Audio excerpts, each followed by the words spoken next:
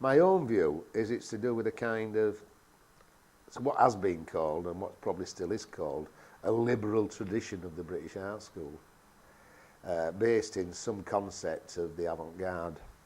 In other words, really, probably quite irresponsibly on the part of the art schools, on reflection, of let students do what they want, and anything they want to do can be described as being within the definition fine art.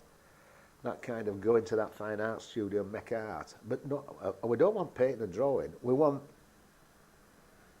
you know, sort of Robin Page, Nuttall-esque, well, just call it, if you want, anarchic, petit bourgeois anarchic, that stupidity.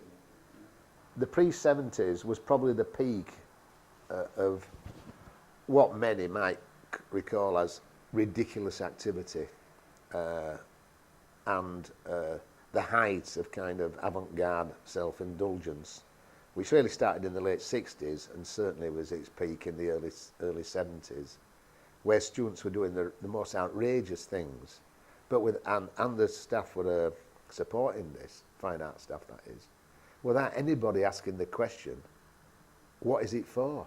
Or perhaps the more important question, who is it for? Because it seemed to me to be only done for the perpetrator themselves, rather than any sense of audience, viewer, responsibility, accountability. Certainly no sense of ethics or personal morality involved. Probably more so on the part of the staff, which now probably bears a bit of historical investigation. It's very, very difficult to ask anyone, including myself, what fine art is or what it means, what the term means. Because if it's inclusive of everything, it becomes undefinable.